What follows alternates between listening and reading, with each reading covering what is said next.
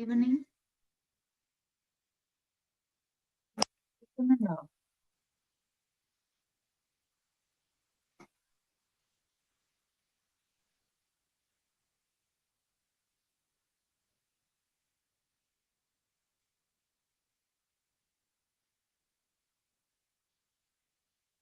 കേൾക്കുന്നുണ്ടോ?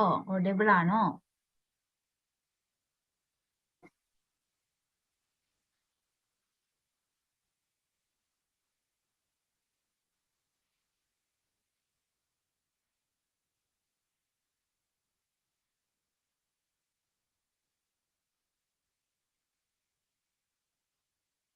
ഓഡിബിൾ ആണ് അല്ലെ? നിങ്ങൾ റിപ്ലൈ തരോ കേട്ടോ, എന്നാലേ എനിക്ക് അറിയുന്നുള്ളൂ. നിങ്ങൾ റിപ്ലൈ തരാണ്ടിരിക്കുമ്പോ ഞാൻ വിചാരിക്കും ചിലപ്പോൾ ഓഡിബിൾ അല്ലായിരിക്കും എന്ന്. ഓക്കെ. വന്ന് ആകെ 11 പേരാണ്. ഞാനടക്കം 11 പേരാണ് ക്ലാസ്സിലുള്ളത്. ഇതെന്താ നിങ്ങൾ ഇങ്ങനെ മുടങ്ങുന്നേ? ക്ലാസ് വേണ്ട ഇനി ആർക്കും? എല്ലാവരെയും വീട്ടിലേക്ക് വിളിക്കാണ്ട് അച്ഛനെ കൊണ്ട് വിളിപ്പിക്കാല്ലേ ഇനി ക്ലാസ്സിൽ കയറാത്തവരുടെ? അതല്ലേ നല്ലത്?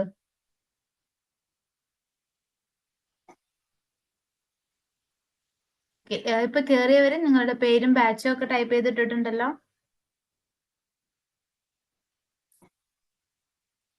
പേരും ബാച്ചും മറക്കാണ്ട് ടൈപ്പ് ചെയ്യുക, അല്ലെങ്കിൽ ഉള്ള അറ്റൻഡൻസും കൂടി പോകും കേട്ടോ. ഓക്കെ. കഴിഞ്ഞ ക്ലാസ്സിൽ എന്താ എടുത്തതെന്ന് ഓർമ്മയുണ്ടോ? ആരെങ്കിലും വായിച്ചു നോക്കിയായിരുന്നോ? വായിച്ചു നോക്കിയിട്ടാണ് ഇപ്പൊ ക്ലാസ്സിൽ കയറിയേ? എന്തെങ്കിലും കാര്യങ്ങൾ ഓർമ്മ നിൽക്കുന്നുണ്ടോ?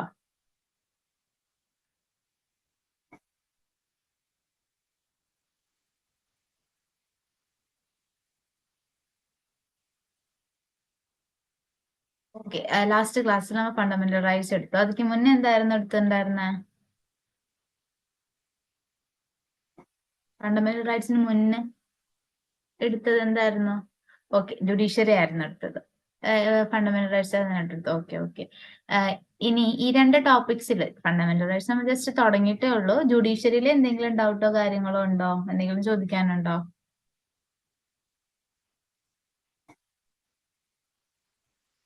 ഫണ്ടമെന്റൽ റൈറ്റ്സ് തന്നെ കണ്ടിന്യൂ ചെയ്യാം.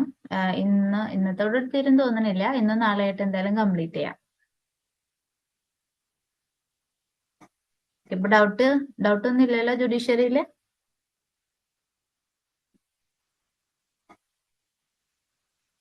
ഡൗട്ടുണ്ടോ?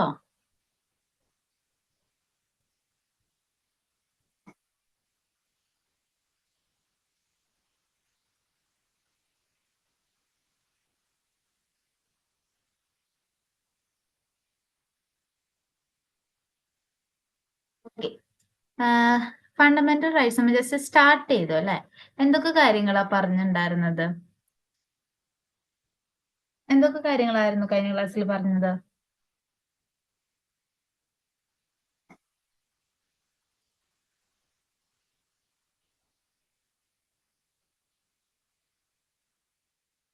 അറിയില്ലല്ലോ, മഴ ആയതുകൊണ്ടാണോ ഒരു തണുപ്പം മട്ട്? കഴിഞ്ഞ പ്രാവശ്യത്തില് ചെറുപിടെ ചെടവെന്നൊക്കെ ആൻസർ വന്നിട്ടുണ്ടായിരുന്നല്ലോ, പ്രാവശ്യം അത്ര പോരാ. Okay, it is a basic right എന്ന് പറഞ്ഞിട്ടുണ്ടായിരുന്നു. പിന്നെ എന്തൊക്കെ പറഞ്ഞു കഴിഞ്ഞ ക്ലാസ്സില്?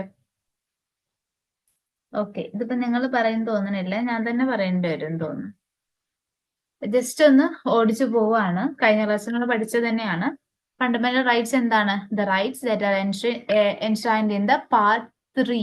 കോൺസ്റ്റിറ്റ്യൂഷനിൽ പാർട്ട് 3യിലാണ് കൊടുക്കുന്നത്. ആർട്ടിക്കിൾ 12 മുതൽ 35 വരെയാണ് fundamental rights പ്രതിപാദിച്ചിരിക്കുന്നത്.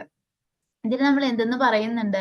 Magna Carta of Indian constitution, ഒരു ഇമ്പോർട്ടന്റ് പാർട്ടാണ് കോൺസ്റ്റിറ്റ്യൂഷന്റെ ഈ ഫണ്ടമെന്റൽ റൈറ്റ്സ് എന്ന് പറഞ്ഞാല്. ആൻഡ് ഇതിന്റെ എന്തൊക്കെയാണ് ഫീച്ചേഴ്സ്? ഇൻസ്പിറേഷൻ എവിടെ നിന്നാണ് ഇത് എടുത്തിട്ടുള്ളത്? അമേരിക്കൻ ബിൽ ഓഫ് റൈറ്റ്സിൽ നിന്നാണ് എടുത്തിട്ടുള്ളത്. And some parts French declaration നിന്ന് എടുത്തിട്ടുണ്ട്. ദെൻ രണ്ടാമത്തെ എന്താണ്? ജസ്റ്റിസിബിൾ ആണ്, എൻഫോഴ്സിബിൾ ആണ്. ജുഡീഷ്യൽ റിവ്യൂ ഉണ്ട്, റിട്ട് ഉണ്ട്. നമുക്ക് എന്തെങ്കിലും നമ്മുടെ എഫ്ഐആർ വയലേറ്റ് ചെയ്യപ്പെട്ട് കഴിഞ്ഞാൽ നമുക്ക് നേരിട്ട് കോടതിയിൽ പോവാം, അതിനുള്ളൊരു പ്രതിവിധി നേടാം. റിട്ട് വഴി കോടതി നമുക്ക് എന്ത് നേടിത്തരും? നമ്മുടെ ഫണ്ടമെന്റൽ റൈറ്റ്സ് തിരിച്ച് നേടിത്തരും. ദെൻ എന്ത് പറഞ്ഞു? ആപ്ലിക്കബിലിറ്റി. ഇതില് സർട്ടൺ റൈറ്റ്സ് നമ്മുടെ സിറ്റിസൺസിന് മാത്രം ഉള്ളതാണ്. അത് ഏതൊക്കെയാണ്? Article 15, 16, 19, 29 and 30. ഇതൊക്കെ എന്താണ് നമ്മൾ ഡീറ്റെയിൽ ആയിട്ട് പഠിക്കും. ആൻഡ് ചിലത് സിറ്റിസൺസിന് മാത്രമുള്ളത്, ബാക്കിയുള്ളത് എല്ലാവർക്കും, നമ്മൾ വരുന്ന ഫോറിനേഴ്സിനായാലും അത് കിട്ടുന്ന റൈറ്റ്സും ഉണ്ട്. ഓക്കെ, ഇത്രയാണ് നമ്മൾ പറഞ്ഞിട്ടുണ്ടായിരുന്നത് കഴിഞ്ഞ ക്ലാസ്സിൽ. നമ്മൾ ഡീറ്റെയിൽ ആയിട്ട് പോവാണ്. ആർട്ടിക്കിൾ 12 മുതൽ 35 വരെയാണ് FR ഉള്ളത്, അതായത് ഫണ്ടമെന്റൽ റൈറ്റ്സ് ഉള്ളത്. 12ാമത്തെ ആർട്ടിക്കിൾ വെച്ച് നമുക്ക് അങ്ങോട്ട് തുടങ്ങാം. 12ാമത്തെ ആർട്ടിക്കിൾ എന്താ പറയുന്നത്? It is A definition. ഒരു ഡെഫിനിഷൻ ആണ് 12ാമത്തെ. ഇത് കഴിഞ്ഞ ക്ലാസ്സിൽ ഞാൻ പറഞ്ഞിട്ടുണ്ടായിരുന്നു എന്ന് തോന്നുന്നു അല്ലെ. എന്തിന്റെ ഡെഫിനിഷൻ ആണ് പറയുന്നത്? സ്റ്റേറ്റിനെ കുറിച്ചിട്ടുള്ള ഡെഫിനിഷൻ ആണ്. In this part, unless the context otherwise required, the state include the governmental and the Parliament of India and the government and the legislature of each of the states and all local or other authorities within the territory of India under the control of the government of India. So ഇവിടെ നമ്മുടെ state എന്ന് ഉദ്ദേശിക്കുന്നത് ആരെ മാത്രമല്ല, നമ്മുടെ ഗവൺമെന്റിനെ മാത്രമല്ല ഉദ്ദേശിക്കുന്നത്. ഗവൺമെന്റിൽ എല്ലാം പെടും. പാർലമെന്റ് പെടും, സ്റ്റേറ്റ് ലെജിസ്ലേറ്റീവ്സ് പെടും, അതിന്റെ അടിയിലുള്ള ലോക്കൽ ബോഡീസ് പെടും, പഞ്ചായത്ത്, മുനിസിപ്പാലിറ്റി, വില്ലേജ്, ബ്ലോക്ക്, ഇതൊക്കെ പെടും. ഓക്കെ, അതിന്റെ അടിയിൽ എന്തെങ്കിലും ഇൻസ്റ്റിറ്റ്യൂഷൻസ് വരുന്നുണ്ടോ? ഇപ്പോ നീതി ആയോഗ് അല്ലെങ്കിൽ പ്ലാനിംഗ് കമ്മീഷൻ, ഇലക്ഷൻ കമ്മീഷൻ, ഇതുപോലെ എല്ലാ ലോക്കൽ ചെറിയ ചെറിയ ലോക്കൽ ബോഡീസ് ആയാലും ഇൻസ്റ്റിറ്റ്യൂഷൻസ് ആയാലും എല്ലാം ഈ ഒരു ഡെഫിനിഷൻ പ്രകാരം സ്റ്റേറ്റിന് എന്ന ഒരു വാക്കിൽ ഉൾപ്പെടുന്നതാണ്. ഓക്കെ, മനസ്സിലാവുന്നുണ്ടോ? ഈ സ്റ്റേറ്റ് നമ്മൾ ഈ പറയുന്ന പോലത്തെ തമിഴ്നാട് സ്റ്റേറ്റ് അല്ലെങ്കിൽ കേരള സ്റ്റേറ്റ്, ആ സ്റ്റേറ്റ് അല്ല കേട്ടോ. ഡിഫറൻസ് ശ്രദ്ധിച്ചു വെച്ചേക്കാം. ആർട്ടിക്കിൾ 12 പറയുന്ന സ്റ്റേറ്റ് എന്ന് പറയുന്നത് എന്താണ്? ഗവൺമെന്റും അത് ഗവൺമെന്റിന്റെ കൺട്രോളിൽ വരുന്ന എല്ലാ ഇൻസ്റ്റിറ്റ്യൂഷൻസും അതോറിറ്റീസും എന്താണ്? സ്റ്റേറ്റ് ആണ്.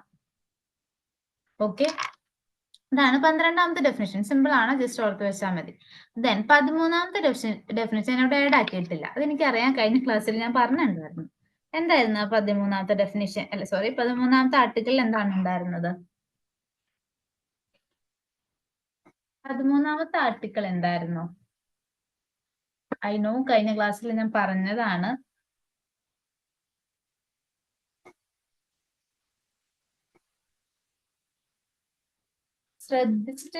ശ്രദ്ധിച്ചിരുന്നിട്ടുണ്ടെങ്കിൽ കിട്ടും, ജസ്റ്റ് വായിച്ചിട്ടുണ്ടെങ്കിലും കിട്ടും.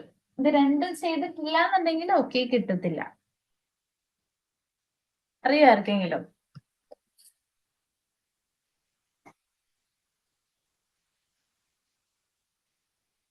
അറിയാമോ? ആർട്ടിക്കിൾ 13 എന്താണ്?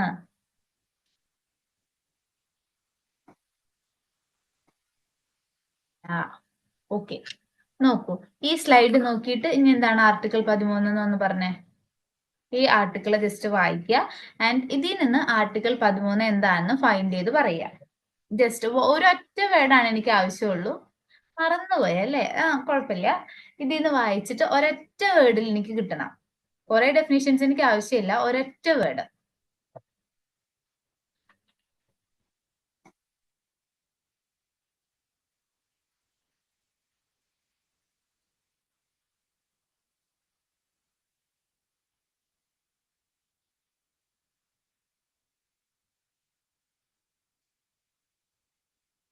ആൻഡ് ആകെ ആർവിൻ മാത്രമാണോ ക്ലാസ്സിലുള്ളത്? Okay, I can see 14 participants are there, but only Arvin is responding. Why? ബാക്കിയുള്ളവർ എന്തെടുക്കുക അവിടെ? Please respond. നിങ്ങൾ റെസ്പോണ്ട് ചെയ്താലാണ് നിങ്ങൾക്ക് എന്തെങ്കിലും ഒരു വാക്കെങ്കിൽ ഒരു വാക്ക് നിങ്ങളെ തലയിൽ കയറുള്ളൂ. പിള്ളേരെ റെസ്പോണ്ട് ചെയ്ത് തെറ്റിക്കോട്ടെ, കുഴപ്പമില്ല, ഞാൻ നിങ്ങളെ പിടിച്ച് തിന്നൊന്നുമില്ല.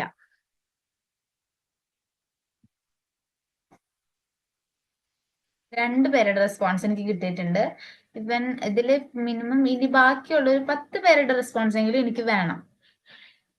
ഓക്കെ, പോരട്ടെ പോരട്ടെ, 3 ആയിട്ടുണ്ട്. ദെൻ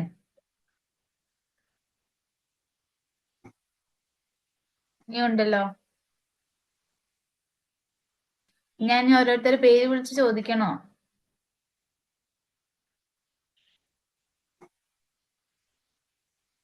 ഇപ്പൊ ഓർമ്മ വന്നതാണോ?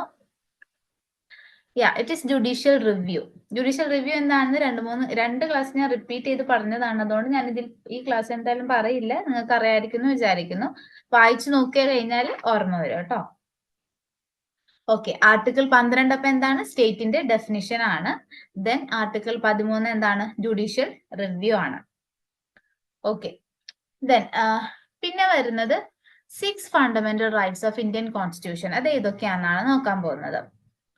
The original constitution of 1950 include 7 fundamental rights. Important ആയിട്ടുള്ള 7 rights അതിലുണ്ടായിരുന്നു. However, the 44th Constitutional Amendment Act in 1978 reduced this number to 6 by removing the right to property, Article 31. അതായത് 1978 വരെ നമുക്ക് എത്ര റൈറ്റ്സ് ഉണ്ടായിരുന്നു? 7 റൈറ്റ്സ് ഉണ്ടായിരുന്നു.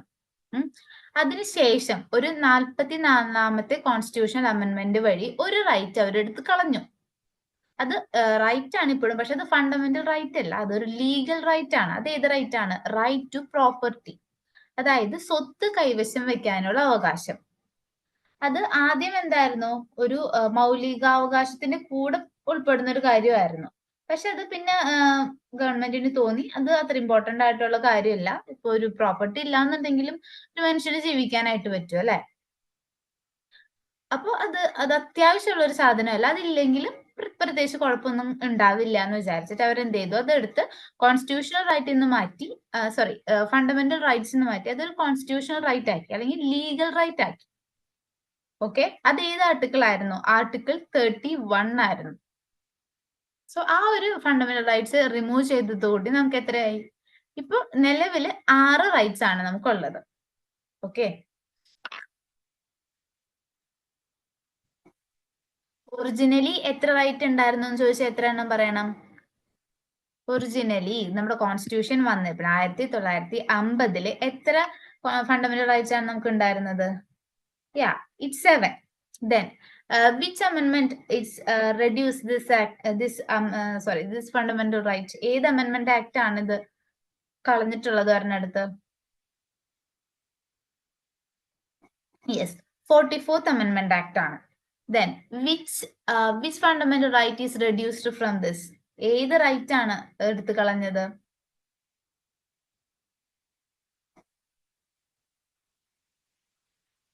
ഏത് റൈറ്റ് ആണ് എടുത്തു കളഞ്ഞിട്ടുള്ളത്? It's right to property, Article 31. Okay.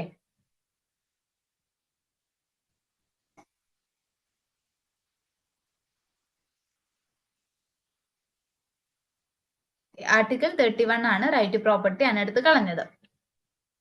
Okay, നമുക്ക് ഫസ്റ്റ് റൈറ്റിലേക്ക് പോവാം.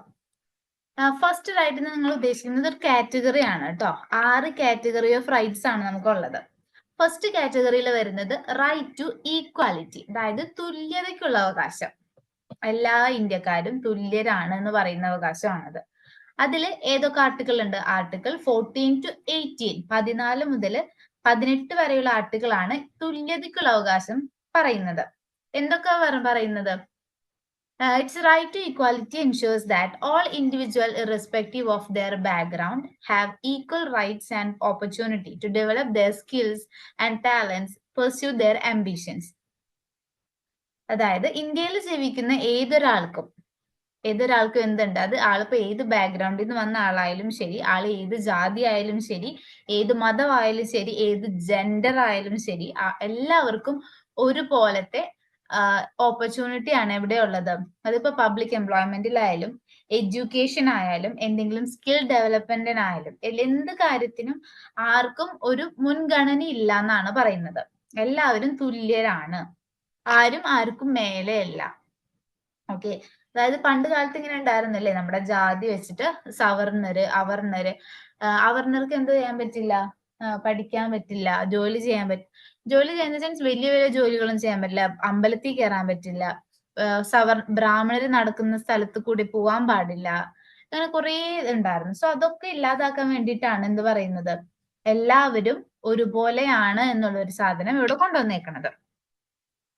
Okay, article 14. എന്താണ് ആർട്ടിക്കിൾ 14? ഈക്വാലിറ്റി ബിഫോർ ലോ, അതായത് നിയമത്തിന് മുന്നിൽ എല്ലാവരും തുല്യരാണ്. This article guarantees that the state shall not deny any person equality before law and equal protection of law within India. This article implies the supremacy of the rule of law and the principle of natural justice, the doctrine of anti-arbitrariness and inclusion of both positive and negative rights. അതായത് ഇത്രയും വെൽസ്വരെ എഴുതിയിരിക്കുന്നത് എന്താണ് സംഭവം? Government അല്ലെങ്കിൽ state ഒരു ആളെയും പിന്നോക്കം വെച്ച് കാണാനായിട്ട് പാടില്ല. എല്ലാവർക്കും തുല്യമായിട്ടുള്ള പ്രൊട്ടക്ഷൻ ആയിരിക്കണം കൊടുക്കേണ്ടത്. അല്ലെങ്കിൽ ഇപ്പൊ പറയണം, പണക്കാരന് കുറച്ച് കൂടുതൽ പ്രൊട്ടക്ഷൻ കൊടുക്കാം, അല്ലെങ്കിൽ പാവപ്പെട്ടവന് കുറച്ച് പ്രൊട്ടക്ഷൻ കൊടുത്താൽ മതി, അല്ലെങ്കിൽ ജാതി ബ്രാഹ്മണർക്ക് കുറെ പ്രൊട്ടക്ഷൻ കൊടുക്കാം, അതിൽ താഴ്ന്ന ജാതിക്ക് അത്തരം പ്രൊട്ടക്ഷൻ കൊടുക്കാൻ പാടില്ല. അങ്ങനെ അങ്ങനെ ചെയ്യാൻ പാടുണ്ടോ ഗവൺമെന്റ്? അങ്ങനെ ചെയ്യാനായിട്ട് പാടില്ല. എല്ലാവർക്കും ഈക്വാലിറ്റി ബിഫോർ ലോ, നിയമത്തിന് മുന്നിൽ എല്ലാവരും തുല്യരായിരിക്കണം. ആൻഡ് എല്ലാവർക്കും ഈക്വൽ പ്രൊട്ടക്ഷൻ ആയിരിക്കണം കൊടുക്കേണ്ടത്. ഓക്കെ, നാച്ചുറൽ ജസ്റ്റിസ് അതായത് നീതി ആയിരിക്കണം കോർ പ്രിൻസിപ്പിൾ, അല്ലാതെ പണമോ ജാതിയോ വിദ്യാഭ്യാസം ഇതൊന്നുമല്ല. ഓക്കെ, എല്ലാവർക്കും ഒരുപോലത്തെ തുല്യത വേണം, ഈക്വൽ പ്രൊട്ടക്ഷനും കൊടുത്തിട്ടുണ്ടാവണം ഗവൺമെന്റ്. ഓക്കെ, അതാണ് ആർട്ടിക്കിൾ 14, ഈക്വാലിറ്റി ബിഫോർ ലോ, നിയമത്തിന് മുന്നിൽ എല്ലാവരും ഒരുപോലെയാണ്. Then article 15. എന്താണ് ആർട്ടിക്കിൾ 15 പറയുന്നത്? ഇത് വായിച്ചു നോക്കിയിട്ട് നിങ്ങൾക്ക് എന്ത് തോന്നുന്നു? വായിച്ചു നോക്കിയിട്ട് എന്താ തോന്നുന്നേ? എന്ത് റൈറ്റ് ഇതിൽ കൂടെ നമുക്ക് കിട്ടുന്നേ?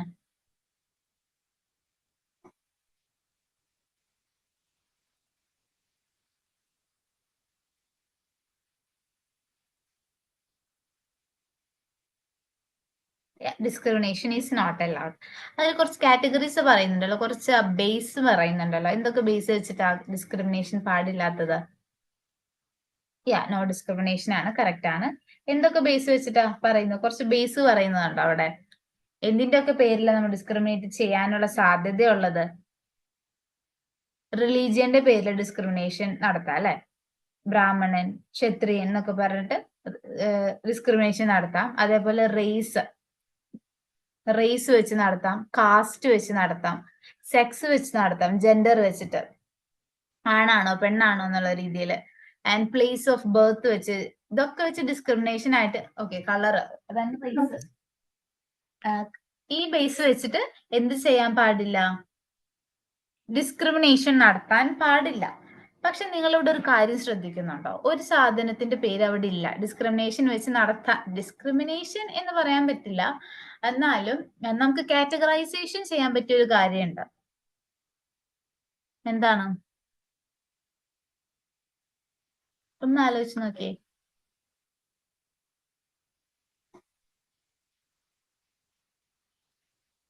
കാറ്റഗറൈസ് ചെയ്യാം. ഓക്കെ, ഇനീക്വാലിറ്റി എന്നുള്ള രീതിയിൽ മെയിൻ ആയിട്ട് പറയുന്ന ഒരു സാധനം ഉണ്ടല്ലോ. എന്താ ഇനീക്വാലിറ്റിയുടെ ബേസ്? മണി, വെൽത്ത്. അത് ഇവിടെ പറയുന്നുണ്ടോ? വെൽത്തിന്റെ കാര്യത്തിലുള്ള ഡിസ്ക്രിമിനേഷന്റെ കാര്യം പറയുന്നുണ്ടോ? പറയുന്നില്ല. പക്ഷെ അങ്ങനെ എങ്ങനെയായാലും ഡിസ്ക്രിമിനേഷൻ നടത്താനായിട്ട് പാടില്ല. ഈ സാധനം വന്നേക്കുന്നത്, അതായത് നമ്മുടെ കോൺസ്റ്റിറ്റ്യൂഷനിൽ പറഞ്ഞേക്കുന്ന ഈ ഒരു ബേസിസ് പറഞ്ഞേക്കുന്നത് ഓൾറെഡി നമ്മുടെ ഹിസ്റ്റോറിക്കൽ ട്രഡീഷൻ വെച്ചിട്ടാണ്. ഓക്കെ, നമ്മുടെ ഹിസ്റ്റോറിക്കൽ ട്രഡീഷൻസ് വെച്ചിട്ടാണ് ഈ ഒരു ബേസ് പറഞ്ഞേക്കുന്നത്. ഹിസ്റ്ററിയിലധികം മണി ബേസ് ഡിസ്ക്രിമിനേഷൻ അധികം ഉണ്ടായിരുന്നില്ല. കാരണം റിലീജിയൻ ആയിരുന്നു അവിടുത്തെ മെയിൻ പാർട്ട്. സോ സ്വാഭാവികമായിട്ടും അടിയിലുള്ള ജാതികൾക്ക് പണം കൈവശം വെക്കാനോ അല്ലെങ്കിൽ വെൽത്ത് കൈവശം വെക്കാനുള്ള അവകാശം ഉണ്ടായിരുന്നില്ല. സോ അതൊരു വലിയൊരു ഒരു മാനദണ്ഡമായിട്ട് നമുക്ക് പറയാനായിട്ട് അന്ന് പറ്റുമായിരുന്നില്ല. കാരണം ലാൻഡ് കയ്യിലുണ്ടെങ്കിലാണല്ലോ നമുക്ക് വെൽത്ത് ഉണ്ടാവുക. സോ ഒബിവിയസ്ലി അവർക്ക് അത് ഉണ്ടായിരുന്നില്ല. സോ റിലീജിയൻ ആണ് അവിടെ മെയിൻ ബേസ്. ഓക്കെ, ദെൻ ഇപ്പൊ നമുക്ക് എഡ്യൂക്കേഷൻ ഒന്നും ഇതിനൊരു കാറ്റഗറൈസേഷൻ അല്ല കേട്ടോ. എഡ്യൂക്കേഷൻ ഇപ്പൊ സ്വാഭാവികമായിട്ട് എല്ലാവരും പഠിക്കാനും ഇത് പറയാം. എഡ്യൂക്കേഷൻ സ്ഥാപനങ്ങളിലേക്ക് റിക്രൂട്ട് ചെയ്യുമ്പോൾ അല്ലെങ്കിൽ ഒരു കുട്ടി ചെല്ലുമ്പോൾ എന്ത് ചെയ്യാൻ പാടില്ല? ഇന്ന ജാതിയിൽപ്പെട്ടതാണ് അല്ലെങ്കിൽ നീ വേറൊരു ജെൻഡർ ആണ് എന്നാൽ അതിൽ കയറാൻ പാടില്ല, ഈ ഇൻസ്റ്റിറ്റ്യൂഷനിലേക്ക് കയറാൻ പാടില്ല എന്നൊന്നും പറയാനായിട്ട് പറ്റില്ല. എല്ലാ കുട്ടികളെയും എന്ത് ചെയ്തിട്ടുണ്ടാണ്? അഡ്മിറ്റ് ചെയ്തിട്ടുണ്ടാണ്. പക്ഷെ അതിന് കുറച്ച് എക്സെപ്ഷൻസ് ഉണ്ട് താനും. Okay, prohibition of discrimination on certain grounds, article 50 prohibition ആണ്. It ensures that no citizen shall be subjected to any disability, liability or restrictions on these grounds. ആ ഗ്രൗണ്ട് നിങ്ങൾ നോക്കി വെച്ചേക്കാം. Religion, race, caste, sex or gender or place of birth. Okay. Every Indian citizen has equal access to shop, restaurants, public entertainment venues and use of well, tank, road. എന്തുകൊണ്ടാണ് ഇതൊക്കെ വരുന്നത്? ഒക്കെ എന്താണ് നമ്മൾ ട്രഡീഷണൽ ലോ വെച്ച് ഉണ്ടാക്കിയേക്കുന്ന loss ആണ്. അതായത് ഈ പൊതു കിണറുകളിൽ നിന്നോ റോഡുകളിൽ കൂടെ നടക്കാനുള്ള അവകാശവും കിണറിൽ നിന്ന് വെള്ളം എടുക്കാനുള്ള അവകാശം ഒന്നും പണ്ട് ഉണ്ടായിരുന്നില്ല കുറെ പേർക്ക്. സോ അതൊന്നും ഇല്ലാതിരിക്കാൻ വേണ്ടിയിട്ട് അത് ബേസ് ചെയ്തുകൊണ്ടാണ് നമ്മൾ പുതിയ റൈറ്റ്സ് ഉണ്ടാക്കിയേക്കുന്നത്. Okay, however the state can make special provisions or affirmative actions or concessions for women or children. ഈ ലാസ്റ്റത്തെ വരി ഒരു എന്താ പറയാ, നമ്മൾ ഇത്രയും നേരം പറഞ്ഞതിന്റെ ഒരു എക്സെപ്ഷൻ ആണ്. ഓക്കെ, ഈ ഒരു ലാസ്റ്റ് വരിനെ ഇത്രയും നമ്മൾ 2 സെന്റൻസ് ആക്കി എഴുതിയേക്കുന്നതിനെ ഒറ്റ വരിയിൽ ഒരു പേര് പറയാൻ പറ്റും. Can you guess it? ഒറ്റ വരിയിൽ ഒരു പേര്. സ്റ്റേറ്റ് സ്പെഷ്യൽ പ്രൊവിഷൻസ് ഇപ്പൊ വുമൻസിനായാലും ചിൽഡ്രൻസിനായാലും SC ST കാറ്റഗറീസിനായാലും ഉണ്ടാക്കുന്ന ഒരു സാധനമുണ്ട്. ഒറ്റ പേരിൽ പറയാൻ പറ്റുന്ന ഒരു പേര് ഗസ് ചെയ്യാമോ ആർക്കെങ്കിലും? ക്ലൂ ഒക്കെ ഞാൻ ഇട്ട് തന്നു. It's not allowance. അലോവൻസ് അല്ല. വുമൻസിന് അതുപോലെ SC ST കാറ്റഗറി ഇവർക്കാണ് കൂടുതലായിട്ടും സ്റ്റേറ്റ് ഈ ഒരു പ്രൊവിഷൻ കൊടുക്കുന്നത്. നമുക്ക് കുറച്ച് പേരൊക്കെ ഉണ്ടാവും. ഗസ് ചെയ്യാമോ ആർക്കെങ്കിലും? എവിടെ പോയാലും ഈ സാധനം ഉണ്ട്. സ്കൂളിൽ പോയാലുണ്ട്, ഏതെങ്കിലും പബ്ലിക് ഓഫീസസിലെ ജോലിക്ക് കൊടുക്കാനായിട്ടുണ്ട്. എന്തിനായാലും ഈ സാധനം ഉണ്ട്. ഒരു ഇന്റഗ്രൽ പാർട്ടാണ് നമ്മുടെ ഗവൺമെന്റിന്റെ. സ്കോളർഷിപ്പ് അല്ലടാ, സ്കോളർഷിപ്പ് അല്ല. കിട്ടുന്നില്ല അല്ലെ? റിസർവേഷൻ എന്ന് കേട്ടിട്ടുണ്ടോ? റിസർവേഷൻ കേട്ടിട്ടുണ്ടോ ആരെങ്കിലും? ആരും കേട്ടിട്ടില്ലേ? യെസ്, കേട്ടിട്ടുണ്ട്. റിസർവേഷൻ ഒരു ഡിസ്ക്രിമിനേറ്ററി സാധനമല്ലേ? ആലോചിച്ചിട്ടുണ്ടോ ആരെങ്കിലും? ഡിസ്ക്രിമിനേഷൻ ഈ പറയുന്ന ആർട്ടിക്കിൾ 50 എതിരായിട്ട് നടക്കുന്ന ഒരു സാധനമല്ലേ? കാസ്റ്റ് ബേസ് ചെയ്തിട്ടല്ലേ അവിടെ ഒരു പ്രൊഹിബിഷൻ അവരൊരു കാറ്റഗറൈസേഷൻ നടത്തുന്നത്. വുമൻ റിസർവേഷൻ ഉണ്ട്. ഇറ്റ് ഇസ് ജെൻഡർ വെച്ചിട്ടല്ലേ അവിടെ നടത്തുന്നത്. Yeah it is reservation policy. Yeah that's so അത് ഇതിന് എതിരാണെന്ന് പറയാനായിട്ട് പറ്റില്ല. കാരണം എന്താണ്, പണ്ട് കാലങ്ങളിൽ താഴ്ന്നു കിടന്നിരുന്ന ആൾക്കാരായിരുന്നു ഈ SC/ST കാറ്റഗറീസ്, അതേപോലെ വുമൻസ്. ഇവരെ ഉയർത്തിക്കൊണ്ടുവരാൻ വേണ്ടിയിട്ടാണ് റിസർവേഷൻ സ്റ്റാർട്ട് ചെയ്തത്. പക്ഷെ ഇന്നേ വരെ അവർ നിർത്തിയിട്ടില്ല എന്ന് മാത്രമേ ഉള്ളൂ. ഇവര് ഉയർന്നു വന്ന് എന്ന് തോന്നിയിട്ടില്ലായിരിക്കും, ഗവൺമെന്റിന് തോന്നിയിട്ടില്ല ഇവര് വന്നിട്ടുണ്ട് എന്നുള്ളത്. അതുകൊണ്ടായിരിക്കും അവർ നിർത്താത്തത്. സാധനം നിർത്തേണ്ട സമയമായിട്ടുണ്ട്, എങ്കിലും അവർ നിർത്തിയിട്ടില്ല.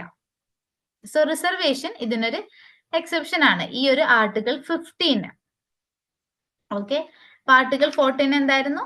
Equality before law. ആർട്ടിക്കിൾ 15 എന്താണ്? Prohibition of discrimination on certain ground. Then article 16, equality of opportunity in public employment.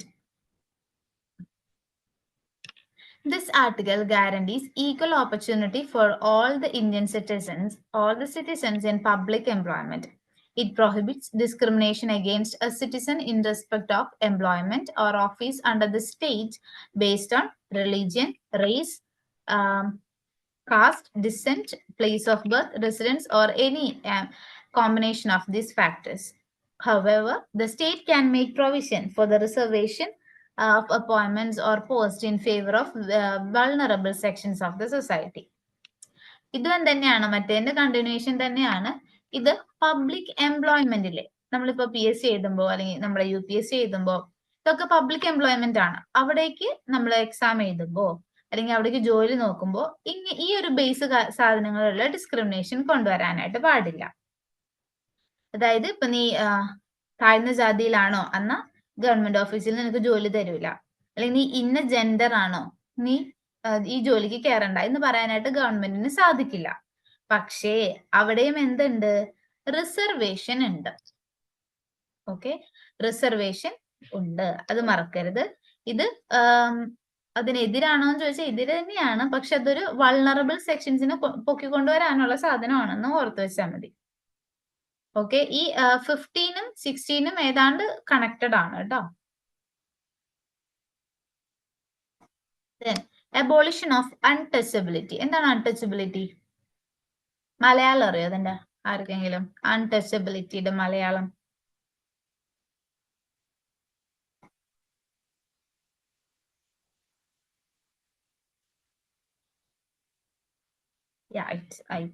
തൊട്ടുകൂടായ്മ. ഓക്കെ, അറിയാം.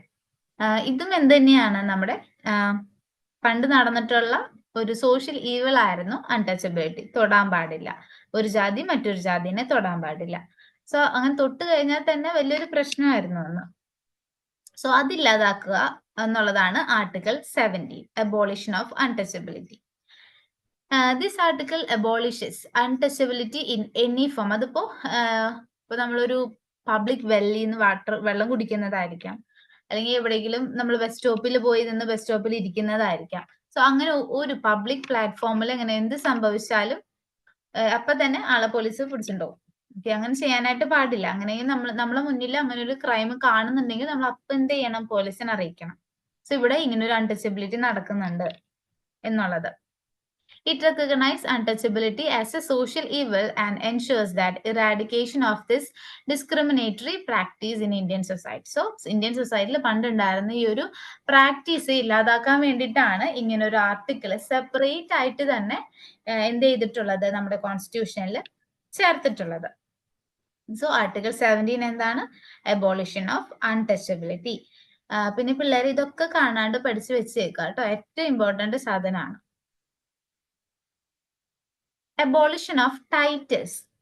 ആർട്ടിക്കിൾസ് 18. ആർട്ടിക്കിൾ 18 പറയുന്നത് എന്താണ്?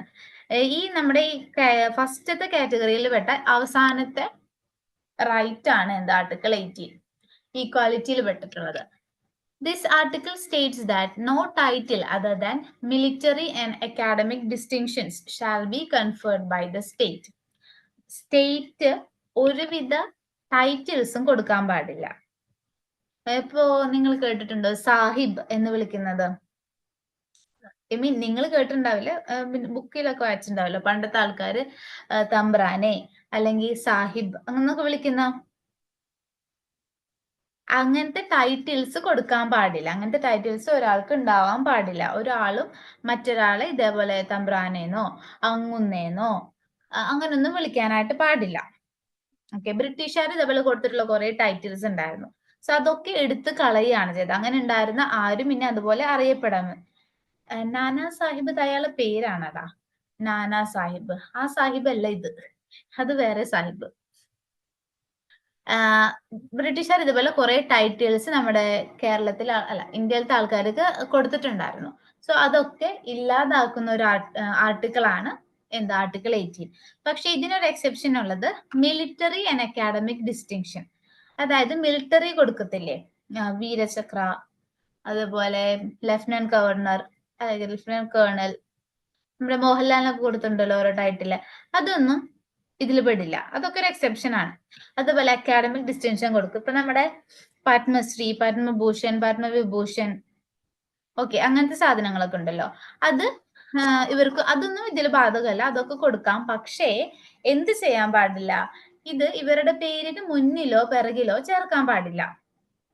ഇപ്പം നമ്മുടെ മമ്മൂട്ടിക്ക് പത്മശ്രീ കിട്ടിയിട്ടുണ്ട്. പത്മശ്രീ മമ്മൂട്ടി എന്ന് സ്വന്തമായിട്ട് ഇപ്പൊ നമ്മള് വിളിക്കും, കുഴപ്പമില്ല, നമ്മള് വിളിക്കുന്നോണ്ട് കുഴപ്പമില്ല. പക്ഷെ ആള് സ്വന്തമായിട്ട് എന്ത് ചെയ്യാൻ പാടില്ല, ഞാൻ പത്മശ്രീ മമ്മൂട്ടിയാണ്, അല്ലെങ്കിൽ ആള് വീടിന്റെ ഫ്രണ്ടിൽ ഇത് പത്മശ്രീ മമ്മൂട്ടിയുടെ വീട് അങ്ങനെ വെക്കാൻ. ഇപ്പൊ നമ്മൾ വീടിന്റെ ഫ്രണ്ടിൽ കണ്ടല്ലേ പേര് എഴുതി വെക്കുന്നത്. സോ ആ സമയത്ത് എന്ത് ചെയ്യാൻ പാടില്ല, പത്മശ്രീ കൂട്ടാൻ പാടില്ല. സോ വെറുതെ മമ്മൂട്ടി എന്ന് മാത്രമേ പാടുള്ളൂ. അതേസമയം മറ്റുള്ളവർക്ക് എന്ത് ചെയ്യാം, ആളെ അഭിസംബോധന ചെയ്യുമ്പോൾ ഇപ്പൊ സ്റ്റേജിലൊക്കെ നിന്ന് ആളെ ക്ഷണിക്കുകയാണ്, അത് പത്മശ്രീ മമ്മൂട്ടിയാണ് എന്ന് പറയുന്നത് കൊണ്ട് കുഴപ്പമില്ല. പക്ഷെ എന്ത് ചെയ്യാൻ പാടില്ല, സ്വന്തമായിട്ട് അത് യൂസ് ചെയ്ത് കൊമ്പത്തെ ആളാണെന്ന് പറഞ്ഞ് നടക്കാനായിട്ട് പാടില്ല. മനസ്സിലായോ നിങ്ങൾക്കത്? മനസ്സിലായോ? ഓക്കെ, ഇത്രയും ആർട്ടിക്കിൾ, ഈ ഫസ്റ്റ് കാറ്റഗറി ഓഫ് ആർട്ടിക്കിൾ ഒന്ന് വായിച്ചു നോക്കിയേ. റൈറ്റ് ടു ഈക്വാലിറ്റി, ഇത് വായിച്ചു നോക്കിയേ.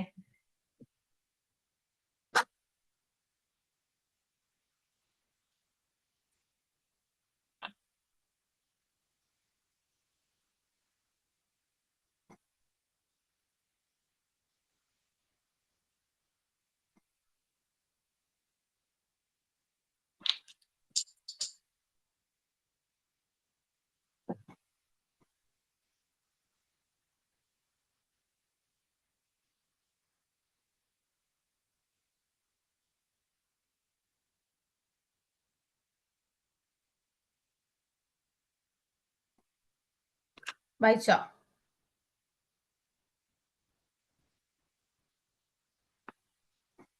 നെക്സ്റ്റ് മാറ്റട്ടെ? ഓക്കെ,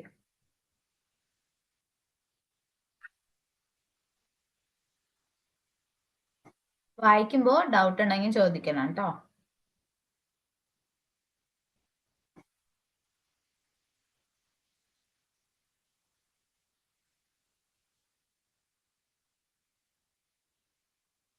വായിച്ചു കഴിഞ്ഞാൽ ഒന്ന് പറയാട്ടോ ചാറ്റ് ബോക്സിൽ. അപ്പൊ ഞാൻ നെക്സ്റ്റ് മാറ്റാം.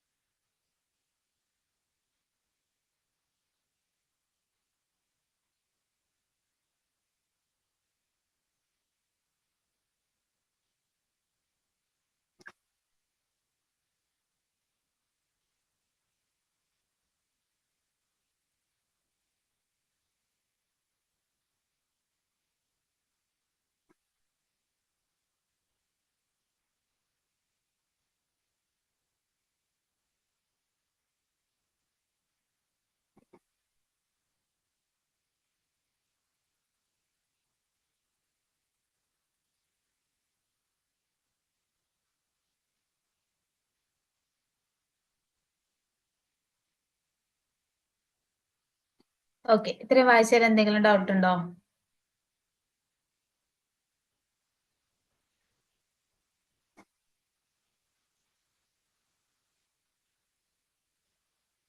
ഓക്കെ, എന്നാ ഞാൻ കുറച്ച് ചോദ്യം ചോദിക്കാം. ഡൗട്ട് ഇല്ലാത്തവർക്ക് എന്തായാലും കിട്ടുമല്ലോ. ഓക്കെ, എന്താ ചോദിക്കാം?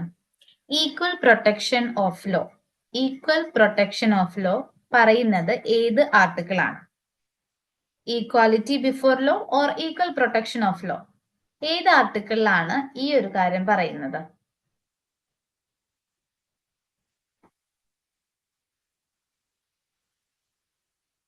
Equality of law or equal protection of law പറയുന്നത് ഏത് ആർട്ടിക്കിൾ ആണ്? Okay, good. ആർട്ടിക്കിൾ 14 ആണ്. ഓക്കെ, ദെൻ ആർട്ടിക്കിൾ 16 എന്താണ് പറയുന്നത്? ആർട്ടിക്കിൾ 16, 16ാമത്തെ ആർട്ടിക്കിൾ എന്താണ് പറയുന്നത്?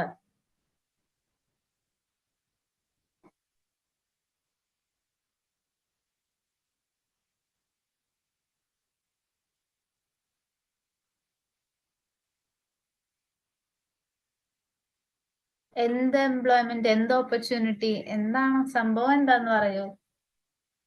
Equal opportunity in public employment. അത്രയും കാര്യം കറക്റ്റ് വരണം. ജസ്റ്റ് ഓപ്പർച്യൂണിറ്റി എംപ്ലോയ്മെന്റ് എന്ന് പറഞ്ഞുകൊണ്ട് കാര്യമായില്ല. ആ ഫുള്ള് സാധനം വരണം. Equal opportunity in public employment, അതായത് പ്രൈവറ്റിൽ അത് ബാധകമല്ല. അവർക്ക് വേണമെങ്കിൽ അവർക്ക് ഇഷ്ടമുള്ള ആൾക്കാരെ ജോലിക്ക് വെക്കാം. Public, private, I mean private institutions അല്ലെങ്കിൽ പ്രൈവറ്റ് കമ്പനീസിൽ അവർക്ക് ഇഷ്ടമുള്ള ആളെ ജോലിക്ക് വെക്കാം. ആര് വേണമെങ്കിലും അവർക്ക് പിരിച്ചുവിടാം, പ്രശ്നമില്ല. പക്ഷെ അത് പബ്ലിക് എംപ്ലോയ്മെന്റിൽ വരുമ്പോഴാണ് നമ്മുടെ ഫണ്ടമെന്റൽ റൈറ്റ് ആവുന്നത്. ഓക്കെ, ദെൻ വേറെ എന്ത് ചോദിക്കാം? ഓക്കെ, അൺടച്ചബിലിറ്റി പ്രൊഹിബിറ്റ് ചെയ്യുന്നത് ഏത് ആർട്ടിക്കിളാണ്? അൺടച്ചബിലിറ്റി പ്രൊഹിബിറ്റ് ചെയ്യുന്നത്, ഓർ ഐ മീൻ അബോളിഷ് ചെയ്യുന്നത്, പ്രൊഹിബിഷൻ അല്ല, അബോളിഷ് ചെയ്യുന്നത് ഏത് ആർട്ടിക്കിളാണ്?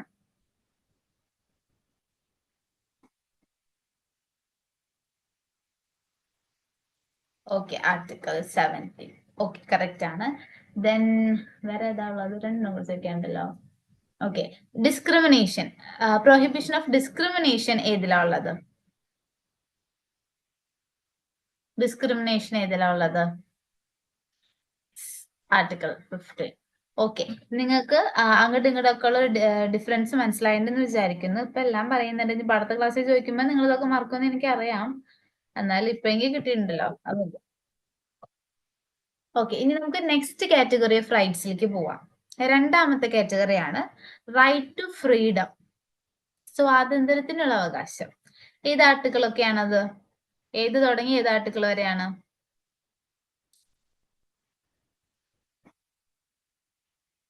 ഏതാണ്? 19 തൊട്ട് 2ഓ? ഇതാ 2 കാണുന്നുള്ളൂ നിനക്ക് അവിടെ. ഇറ്റ്സ് 22. 19 to 22, ഇത്രയും ആർട്ടിക്കിൾ ആണ് നമുക്ക് ഫ്രീഡം പറയുന്നത്. ഫസ്റ്റ് നോക്കാം, freedom of speech and expression. This article guarantees 6 fundamental freedoms with reasonable restrictions to the citizens. ഇതൊക്കെ സിറ്റിസൻസിന് മാത്രം കിട്ടുന്ന, ഇന്ത്യൻ സിറ്റിസന് മാത്രം കിട്ടുന്ന ഫ്രീഡം, റൈറ്റ് ആണ് കേട്ടോ. എന്തൊക്കെ? സ്പീച്ച് ആൻഡ് എക്സ്പ്രഷൻ, നമുക്ക് എന്ത് കാര്യങ്ങൾ വേണമെങ്കിലും നമുക്ക് പബ്ലിക്ലി നിന്ന് പറയാം. എന്ത് കാര്യങ്ങളും ഇൻ ദ സെൻസ് അതിന് കുറച്ച് റെസ്ട്രിക്ഷൻസ് ഉണ്ട്. എന്താണ്? പബ്ലിക് മൊറാലിറ്റി എന്ന് പറയുന്ന കാര്യമുണ്ട്. പിന്നെ ഇന്ത്യയുടെ ഇന്റഗ്രിറ്റി ഉണ്ട്. നമുക്ക് വായി തോന്നിയ സാധനങ്ങൾ നമുക്കൊന്ന് പബ്ലിക്കലി പറയാൻ പറ്റുമോ? പറ്റില്ല. അതിന് അതിൻ്റെതായ കുറച്ച് സാധനങ്ങൾ, നമുക്ക് പറയാൻ പാടില്ലാത്ത കുറെ കാര്യങ്ങളുണ്ട്. അതെന്തായിരിക്കും എല്ലാവർക്കും അറിയായിരിക്കുമല്ലോ. പബ്ലിക്കലി നിന്ന് നമ്മൾ എന്താണ് പറയാൻ പാടില്ലാത്തത്, എന്താണ് പറയേണ്ടത് എന്നുള്ളൊരു വേർതിരിവ് എന്തായാലും ഉണ്ടായിരിക്കും. സോ നമുക്കിപ്പോ ഗവൺമെന്റിനോട് എന്തെങ്കിലും നമുക്ക് വിരോധം ഉണ്ടെന്നുണ്ടെങ്കിൽ, എന്തെങ്കിലും കാര്യത്തിൽ നമുക്ക് ഗവൺമെന്റിനോട് യോജിക്കാൻ പറ്റുന്നില്ല എന്നുണ്ടെങ്കിൽ നമുക്ക് പബ്ലിക്കലി എന്ത് പറയാം? ഗവൺമെന്റ് അത് ചെയ്യുന്നത് തെറ്റാണ് എന്ന് പറയാം. ഹൂ ഈസ് ആരോ അൺമ്യൂട്ട് ചെയ്തിട്ടുണ്ടല്ലോ.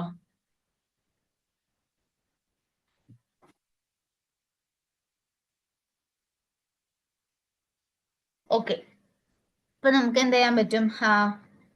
പബ്ലിക്കലി സ്പീച്ച് ചെയ്യാൻ പറ്റും. ആൻഡ് എക്സ്പ്രഷൻ എന്ന് ഉദ്ദേശിക്കുന്നത് നമ്മളിപ്പോ പ്രസംഗിക്കുക മാത്രമല്ലല്ലോ, അല്ലാതെ നമ്മൾ അഭിപ്രായങ്ങൾ പറയാൻ പറ്റുന്ന കുറെ സോഷ്യൽ മീഡിയയിൽ നമുക്ക് പറയാം, ന്യൂസ് പേപ്പറിലൂടെ നമുക്ക് പബ്ലിഷ് ചെയ്യാം. സോ അങ്ങനത്തെ കാര്യങ്ങൾ നമുക്ക് ചെയ്യാനായിട്ട് സാധിക്കും. അതിനൊന്നും വലിയ പ്രശ്നമില്ല, ഗവൺമെന്റ് ഒന്നും അത് തടയില്ല. Then peaceful assembly. നമ്മൾ കണ്ടിട്ടില്ലേ റോട്ടിലൊക്കെ ഓരോ പാർട്ടിക്കാർ ജാഥ നടത്തുന്നതും, അതുപോലെ കുറെ കസേരയൊക്കെ നിരത്തിയിട്ട് ഒരു ടീം പോലെ നിന്ന് പ്രസംഗിക്കുന്നതും ഒക്കെ. സോ പീസ്ഫുൾ ആയിട്ടുള്ള അസംബ്ലിക്ക് സാധ്യം. പക്ഷെ വെപ്പൺസ് ഒക്കെ കൊണ്ട് നമ്മളൊരു അസംബ്ലി ചെയ്യാൻ നിന്ന് കഴിഞ്ഞാൽ അപ്പൊ പിടിച്ച് പോലീസ് അറസ്റ്റ് ചെയ്യും. വെപ്പൺസ് ഒന്നും യൂസ് ചെയ്യാൻ പാടില്ല. ദെൻ പീസ്ഫുൾ ആയിരിക്കണം. ഓക്കെ, നമ്മൾ എവിടെ കൂട്ടം കൂടി നിന്ന് എന്ത് കാര്യം പറയുകയാണെന്നുണ്ടെങ്കിലും അത് പീസ്ഫുൾ ആയിരിക്കണം. അതുകൊണ്ട് നമുക്ക് പ്രശ്നം ഉണ്ടാവില്ല. Then forming associations and or unions. ഇതൊക്കെ നമുക്ക് ഒരു എക്സാമ്പിൾ പറഞ്ഞേ. യൂണിയൻസിന് അസോസിയേഷൻ ഒക്കെ ഫോം ചെയ്ത്, ടീച്ചേഴ്സ് യൂണിയൻ കേട്ടിട്ടുണ്ടോ? വർക്കേഴ്സ് യൂണിയൻ, ഇതൊക്കെ എന്താണ് അസോസിയേഷൻസ്. അതുപോലെ ഇതൊക്കെ ഫോം ചെയ്യാനുള്ള നമുക്ക് ഫ്രീഡം ഉണ്ട്. നമ്മൾ ഈ അസോസിയേഷൻ നമ്മൾ രൂപീകരിച്ചു എന്ന് പറഞ്ഞിട്ട് ഗവൺമെന്റ് നമുക്ക് എതിർക്കുകയോ അല്ലെങ്കിൽ പോലീസ് പിടിച്ചിട്ടുണ്ടോ ഒന്നും ചെയ്യില്ല. പക്ഷെ എന്തായിരിക്കണം, അത് പീസ്ഫുൾ ആയിരിക്കണം. ഈ വെപ്പൺസ് ഒന്നും ഉപയോഗിക്കാൻ. ശ്രീനാരായണ യൂണിയനോ? അതെന്ത് യൂണിയനാടാ? കേട്ടിട്ടില്ലല്ലോ. ശ്രീനാരായണ യൂണിയൻ SNDP ആണോ നീ ഉദ്ദേശിച്ചേ? യൂണിയൻ ഉണ്ടോ? ഓക്കെ, SNDP അത് യൂണിയൻ അല്ല, union bank of India. Oh my god, എടാ അതൊരു ബാങ്കാ. ബാങ്കിന്റെ പേര് കൊണ്ട് വന്നേക്കും. My god. എടാ ബാങ്കുകളല്ല നമ്മള്, എടോ ട്രേഡ് യൂണിയൻ എന്ന് കേട്ടിട്ടില്ലേ നിങ്ങള്? തൊഴിലാളി യൂണിയൻ, വർക്കേഴ്സ് യൂണിയൻ, അതുപോലെ ടീച്ചേഴ്സിന്റെ ഒരു അസോസിയേഷൻ ഉണ്ടായിരിക്കും. ഓക്കെ, അങ്ങനത്തെ association. Union bank of India അതൊരു ബാങ്കിന്റെ പേരാ. ആൻഡ് പിന്നെ ഈ പറഞ്ഞ SNDP അതൊരു പാർട്ടിയാണ്. ഓക്കെ, നമുക്ക് ഇതിൽ കൂട്ടാട്ടോ. പാർട്ടി രൂപീകരിക്കുന്നത് നമുക്ക് ഇതിൽ കൂട്ടാൻ പറ്റും. ദെൻ അതായത് ശ്രീനാരായണ യൂണിയൻ അല്ല കേട്ടോ, അത് ശ്രീനാരായണ ധർമ്മ പരിപാലന യോഗം, അതാണ് SNDP. Okay, then free movement through out India. നമുക്ക് ഇന്ത്യയിൽ എവിടെ പോവാനെങ്കിലും നമുക്ക് പാസ്പോർട്ട് എടുക്കേണ്ട ആവശ്യമുണ്ടോ? ഇല്ല, നമുക്ക് എവിടെ വേണമെങ്കിലും നമ്മുടെ ആധാർ വെച്ച് പോവാം. കാശ്മീരിൽ പോണോ കാശ്മീരിൽ പോവാം, അരുണാചലിൽ പോണോ അരുണാചലിൽ പോവാം, ദെൻ എവിടെ പോവാം, ലക്ഷദ്വീപിൽ പോണോ പോവാം, ആൻഡമാനിൽ പോണോ പോവാം. എവിടെ വേണമെങ്കിലും നമുക്ക് എന്ത് ചെയ്യാൻ പറ്റും, റെസ്ട്രിക്ഷൻ ഇല്ലാതെ പോവാൻ പറ്റും. പക്ഷെ അതിന് ഒരു എക്സെപ്ഷൻ ഇൻ ദ സെൻസ് ഏതാണെന്ന് വെച്ചാൽ ചില ട്രൈബൽ ഏരിയാസ് ഉണ്ട്, സിഗ്നിഫിക്കലി അവർക്ക് വേണ്ടി മാത്രം, ഈവൻ ഗവൺമെന്റ് ഒഫീഷ്യൽസ് പോലും അങ്ങോട്ട് പോകാൻ പറ്റില്ല. അങ്ങനത്തെ ചില ഏരിയാസ് ഉണ്ട്. ദെൻ ഈ നമ്മുടെ കേരളത്തിലെ അട്ടപ്പാടി റീജിയനിന്റെ ഉള്ളിലോട്ട് കുറച്ച് റീജിയൻസ് ഉണ്ട്. അവിടേക്ക് ഒരിക്കലും ആർക്കും ആക്സസിബിൾ അല്ല. കാരണം അത് പെർട്ടിക്കുലറി ആ ഒരു ട്രൈബിന് വേണ്ടിയിട്ട് മാത്രമുള്ളതാണ്. അവർക്ക് കണ്ടിട്ടുണ്ടാവല്ലോ നിങ്ങൾ, അവരുടേതായ കുറെ കൾച്ചേഴ്സ് ഉണ്ടായിരിക്കും അവർക്ക്. അതുപോലെ ഓരോ ആക്ടിവിറ്റീസ് ചിലപ്പോൾ പുറത്തുനിന്ന് ഒരാളെ കണ്ടു കഴിഞ്ഞാൽ, ആൻഡമാനിലുണ്ട് അതേപോലെ കുറെ ഗ്രൂപ്പ്സ്, പുറത്തുനിന്ന് ആൾക്കാരെ കണ്ടാൽ ചിലപ്പോൾ ഒരു കൊന്നു കളയും. അങ്ങനത്തെ ടീംസ് ഉണ്ട് അവിടെയൊക്കെ. സോ അങ്ങനത്തെ ചില ഏരിയാസിലേക്ക് നമുക്ക് പോകാനായിട്ട് പറ്റില്ല. പക്ഷെ അല്ലാത്ത എല്ലായിടത്തും നമുക്ക് പോകാനായിട്ട് പറ്റും, കുഴപ്പമില്ല. ഈ ദെൻ അതുമായി ബന്ധപ്പെട്ട് തന്നെയാണ് നെക്സ്റ്റ് വരുന്നത്, freedom to reside and settle in any part. എവിടെ വേണമെങ്കിലും നമുക്ക് പോയി താമസിക്കാം. ഇതേപോലെ ട്രൈബിന് വേണ്ടി പ്രത്യേകം പ്രിസർവ് ചെയ്ത് വെച്ചേക്കുന്ന സ്ഥലത്ത് ഇതേപോലെ പോകാനും പറ്റില്ല, അവിടെ പോയി താമസിക്കാനും പറ്റില്ല. ആ ഒരു എക്സെപ്ഷൻ മാത്രമാണ് ആ ഒരു രണ്ടിനും ഉള്ളത്. ബാക്കിയെല്ലാം കുഴപ്പമില്ല. പിന്നെ എന്താണ്, freedom to practise any profession or carry on any occupation, trade or business. നമുക്ക് എന്ത് ജോലി ചെയ്യാനുള്ള അവകാശം നമുക്ക് ഇന്ത്യയിലുണ്ട്. അതുപോലെ എന്ത് ബിസിനസ് നടത്താനും നമുക്ക് പറ്റും. അതായത് ഡ്രഗ്സ് അതൊന്നുമല്ല ഉദ്ദേശിക്കുന്നത്, അതൊക്കെ എക്സെപ്ഷൻ, അതൊക്കെ പോലീസ് പിടിച്ചിട്ടുണ്ടാവുന്ന കേസ് തന്നെയാണ്. മനുഷ്യന് കൊള്ളാവുന്ന കാര്യങ്ങളൊക്കെ ചെയ്യാനായിട്ട് നമുക്ക് പറ്റും.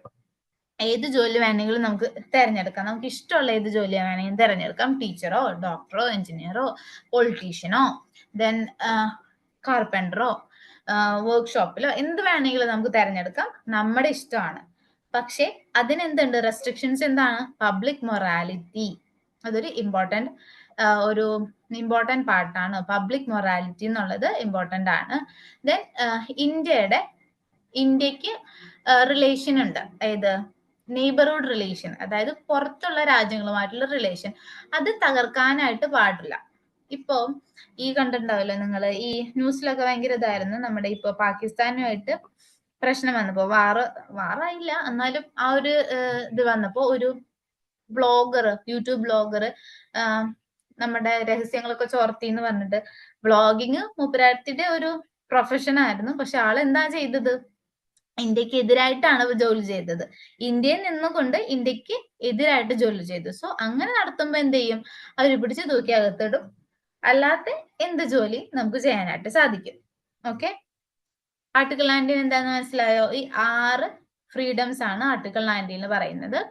Right to freedom and expression, peaceful assembly, forming associations or unions, free movement throughout India, freedom to reside or settle in any part of India, freedom to practice or practice any profession or to carry any occupation, trade or business. Okay, clear ആയോ? 19 speed കൂടുന്നുണ്ടോ എന്റെ?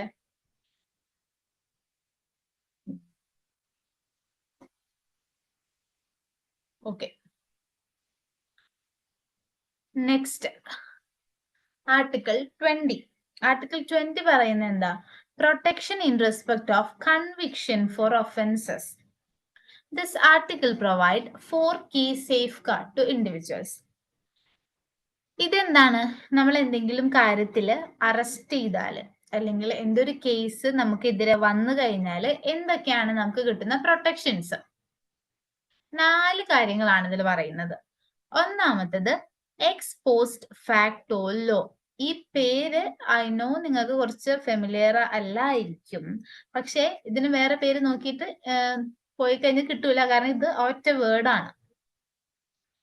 X post facto law എന്ന് പറഞ്ഞാൽ no person can be convicted for an act that was not considered an offence at that time it was committed. അതായത് ഇപ്പോ ഒരു ആൾക്ക്, ഇവൻ example ആയിട്ട് എന്റെ കേസ് തന്നെ എടുക്കാം. ഞാന് 2024 പോയിട്ട് എന്ത് ചെയ്തു? എന്തെങ്കിലും ഒരു കുറ്റം പറഞ്ഞേ, ഏതെങ്കിലും ഒരു കടയിൽ പോയിട്ട് ഭക്ഷണം കഴിച്ചു. ഓക്കെ, ഭക്ഷണം കഴിച്ചിട്ട് ഞാൻ അവിടെ ടാക്സ് കൊടുത്തില്ല എന്ന് വിചാരിക്കും. നമ്മൾ ഇപ്പൊ നമ്മുടെ പേയ്മെന്റ്, ഭക്ഷണത്തിന്റെ പേയ്മെന്റിൽ കൂടെ GST ഇൻക്ലൂഡഡ് ആണെന്ന് അറിയാലോ എല്ലാവർക്കും. എക്സാമ്പിൾ മാത്രമാണ്. ഞാൻ അവിടെ ടാക്സ് കൊടുത്തില്ല എന്ന് വിചാരിക്കാം. സോ ആ സമയത്ത് ടാക്സ് കൊടുക്കാതിരുന്നാലും ഇല്ലെങ്കിലും പ്രശ്നമില്ല, നമ്മുടെ ഇഷ്ടമായിരുന്നു. ദെൻ 2025 അതൊരു നിയമമാക്കി കൊണ്ടുവന്നു. ടാക്സ് കൊടുക്കാത്തവർക്ക് എതിരെ കേസ് എടുക്കാന്നുള്ളൊരു നിയമം കൊണ്ടുവന്നു. ഓക്കെ, മനസ്സിലാവുന്നുണ്ടോ? 24 ഞാൻ ഭക്ഷണം കഴിച്ചു, പക്ഷെ ഞാൻ ടാക്സ് കൊടുത്തില്ല. ആ സമയം അവിടെ ഒരു നിയമം ഉണ്ടായിരുന്നില്ല. ടാക്സ് കൊടുത്താൽ പ്രശ്നമില്ലാന്നോ അല്ലെങ്കിൽ കൊടുത്തില്ലെങ്കിൽ പ്രശ്നമാവൂന്നോ ഒരു നിയമം ഉണ്ടായിരുന്നില്ല. ദെൻ അതിന്റെ അടുത്ത വർഷമാണ് എന്ത് കൊണ്ടുവന്നത്? 2025 ഒരു നിയമം പാസ്സാക്കുകയാണ്. ഭക്ഷണം കഴിച്ച് ടാക്സ് കൊടുത്തില്ലെങ്കിൽ അവർക്കെതിരെ കേസ് മൂവ് ചെയ്യാന്നുള്ളത്. ദെൻ ആ സമയത്ത് ഞാൻ കഴിച്ച ഹോട്ടലിലെ ഉടമ എന്റെ അടുത്ത് വന്ന് പറയാണ്, നീ കഴിഞ്ഞ കൊല്ലം എന്റെ ഹോട്ടലിൽ നിന്ന് ഭക്ഷണം കഴിച്ചു, എനിക്ക് ടാക്സ് തന്നില്ല, ഞാൻ നിന്റെ പേരിൽ കേസ് കൊടുക്കാണ് എന്ന് പറഞ്ഞു കഴിഞ്ഞാല് എനിക്കെതിരെ കേസ് വരുമോ? കേസ് വരുമോ? കേസ് വരുമോ? നോ, വരില്ല. കാരണം എന്താണ്? ഞാൻ കഴിച്ച സമയത്ത് ആ ഒരു നിയമം ഉണ്ടായിരുന്നില്ല. So it won't effect me. Okay, effect ചെയ്യില്ല. അതാണ് എക്സ് പോസ്റ്റ് ഫാക്ടോ ലോ. നമ്മൾ എന്തെങ്കിലും ക്രൈം ചെയ്യുവാണ് എന്നുണ്ടെങ്കിൽ ആ സമയത്ത് അതിനെതിരെ ഒരു നിയമം ഉണ്ടായിരിക്കണം. എന്നാൽ മാത്രമേ നമുക്ക് ആ നിയമപ്രകാരം നമുക്കെതിരെ കേസ് എടുക്കാൻ പറ്റുള്ളൂ. ദെൻ ഫ്യൂച്ചറിൽ എപ്പോഴെങ്കിലും ആ നിയമം വന്നാൽ നമുക്കെതിരെ കേസ് എടുക്കാനായിട്ട് പറ്റില്ല. അതാണ് എക്സ് പോസ്റ്റ് ഫാക്ടോ ലോ എന്ന് പറയുന്നത്. ഓക്കെ, ദെൻ രണ്ടാമത്തെ കാര്യം എന്താണ്? Limit on penalty. No person can be subjected to penalty greater than what was prescribed by the law at the time of offense was committed. Then ഇതും same തന്നെയാണ്. ഞാൻ crime ചെയ്ത സമയത്ത് എത്രയാണോ പെനാലിറ്റി കൊടുത്തേക്കുന്നത്, ഫ്യൂച്ചറിൽ ചിലപ്പോൾ അത് വേറെ അതിന്റെ ഇരട്ടിയായിട്ട് കൂട്ടിയിട്ടുണ്ടാവാം. സോ എന്നാലും ഞാൻ ഒഫൻസ് ചെയ്ത സമയത്ത് പെനാലിറ്റി എത്രയാണോ അത്രയും മാത്രം കൊടുത്താൽ മതി. ഓക്കെ, ദെൻ ഫസ്റ്റത്തെയും സെക്കൻഡാമത്തെ ഏതാണ്ട് കണക്റ്റഡ് ആണ്. Then double jeopardy. Double jeopardy എന്ന് പറഞ്ഞാല് a person cannot be prosecuted and punished for the same offense more than once. ഒരു സെയിം ഒഫൻസിന് ഒന്നിൽ കൂടുതൽ പ്രാവശ്യം ശിക്ഷിക്കാനായിട്ട് പാടില്ല. ഒരാൾ ഒരു ക്രൈം ഒറ്റ പ്രാവശ്യം ചെയ്തു, ഒറ്റ പ്രാവശ്യം ശിക്ഷിച്ചു. സെയിം ഒഫൻസിന് ആള് പിന്നെയും ശിക്ഷിക്കാനായിട്ട് പാടില്ല. പക്ഷെ ഇതിനൊരു എക്സെപ്ഷൻ അല്ല. ഇപ്പോ നമ്മൾ സർവീസിലിരിക്കുന്ന ഒരാള്, ഗവൺമെന്റ് സർവീസിലിരിക്കുന്ന ഒരാള് കൈക്കൂലി മേടിച്ചെന്ന് വിചാരിക്കാം. കൈക്കൂലി മേടിച്ചത് ഇറ്റ് സെൽഫ് ഇസ് എൻ ക്രൈമാണ്, നമുക്ക് ജയിലിൽ പോകാൻ പറ്റുന്ന ഒരു ക്രൈമാണ്. ഓക്കെ, അതേസമയം നമ്മുടെ അഡ്മിനിസ്ട്രേറ്റീവ് ട്രിബ്യൂണൽ ഉണ്ട്. അത് എൻ്റെ ഡിഫറെന്റ് കൺസെപ്റ്റ് ആണ്. നിങ്ങൾക്ക് അത് സർവീസിൽ ഇരിക്കുന്നവർക്ക് എതിരെ പനിഷ്മെന്റ് കൊടുക്കുന്നതാണ്. അതും ചിലപ്പോൾ ജോലിയിൽ നിന്ന് പിരിച്ചുവിടാം, അതൊരു പനിഷ്മെന്റ് ആണ്. ദെൻ എവിടെ പോവാ? കോർട്ടിൽ പോവാ, ജയിലിൽ പോവാ, അത് രണ്ടാമത്തെ പനിഷ്മെന്റ് ആണ്. അത് ഇതില് ഉൾപ്പെടില്ല. മനസ്സിലാവുന്നുണ്ടോ? അഡ്മിനിസ്ട്രേറ്റീവ് രീതിയിൽ എന്ത് പണിഷ്മെന്റ് കൊടുത്താലും അത് സെപ്പറേറ്റ് ആണ്. ഒരിക്കലും അത് ഡബിൾ ജോബഡ്രി ആവില്ല. ഒരു കോർട്ടിൽ പോയിട്ട് എന്താണ് 2 പ്രാവശ്യം കൊടുക്കുകയാണെന്നുണ്ടെങ്കിൽ അത് ഈ ഒരു ആർട്ടിക്കിൾ 20 വരും. പക്ഷെ സർവീസ് ഇരിക്കുമ്പോൾ അഡ്മിനിസ്ട്രേറ്റീവ് ലെവലിൽ നമുക്ക് കിട്ടുന്ന സസ്പെൻഷനോ അല്ലെങ്കിൽ നമ്മൾ ഡിസ്മിസ് ചെയ്യാനോ ട്രാൻസ്ഫർ ചെയ്യാനോ ഇതൊക്കെ പണിഷ്മെന്റ് തന്നെയാണ്. പക്ഷെ അതൊന്നും ഇതിൽ ഇൻക്ലൂഡ് ചെയ്യില്ല. ഓക്കെ, അതാണ് ഡബിൾ ജോബഡ്രി. ഡബിൾ എന്ന് പറഞ്ഞാൽ അറിയാലോ, 2 പ്രാവശ്യം നമുക്കെതിരെ ആക്ഷൻ എടുക്കുക. Okay, last one is self incrimination. Self incrimination എന്താണ്? No person can be compelled to be a witness against themselves. This protection ensures that the right to silence and safeguard individual from forced confessions. അതായത് സ്വന്തമായിട്ട് കുറ്റേൽക്കുക എന്ന് പറയും. ചില സമയത്ത് police ഇടിച്ച് സ്വന്തമായിട്ട് കുറ്റേൽപ്പിക്കാനായിട്ട് പറയുന്നൊക്കെ സിനിമയിലെങ്കിലും കണ്ടിട്ടുണ്ടാവുമല്ലോ. അങ്ങനെ പാടില്ല. അത് നമ്മുടെ ആർട്ടിക്കിൾ 20 വരുന്ന നമുക്ക് കിട്ടുന്ന ഒരു പ്രൊട്ടക്ഷൻ ആണ്. സെൽഫ് ഇൻക്രിമിനേഷൻ ഇല്ല. ഒരാളെയും സ്വയം തോന്നി പോയി കുറ്റേൽക്കാം, അതല്ല ഉദ്ദേശിക്കുന്നത്. ആരെയും കമ്പൽ ചെയ്ത് അല്ലെങ്കിൽ ഫോഴ്സ് ചെയ്ത് ഇടിച്ച് ഭീഷണിപ്പെടുത്തി ഒന്നും ആരെ കൊണ്ടും കുറ്റം സമ്മതിപ്പിക്കാനായിട്ട് പറ്റില്ല. ഈവൻ റൈറ്റ് ടു സൈലൻസ്, അതായത് മിണ്ടാണ്ടിരിക്കുക, ഒന്നും പറയാണ്ട് മിണ്ടാണ്ടിരിക്കുന്നത് നമ്മുടെ ഒരു റൈറ്റ് ആണ്, നമുക്ക് കിട്ടുന്ന റൈറ്റ് ആണ്. ആർട്ടിക്കിൾ 20 എന്ത് പറയുന്നുണ്ട്? Right to silence. വേണമെങ്കിൽ നമുക്ക് കമാന്നൊരു അക്ഷരം പോലീസിനോട് പറയണ്ട. അത് പോലീസിന്റെ ചിലപ്പോൾ കുറെ ഇടിയൊക്കെ കിട്ടുമായിരിക്കും, എന്നാലും അത് നമുക്ക് കിട്ടുന്ന ഒരു റൈറ്റ് ആണ്. ഓക്കെ, ഈ ആർട്ടിക്കിൾ 20 4 കാര്യങ്ങളുണ്ട്. എന്തൊക്കെയാണ്? Ex post facto law, limit on penalty, double jeopardy, self incrimination. 4 കാര്യങ്ങളാണ് ഇതിലുള്ളത്. ക്ലിയർ ആണോ?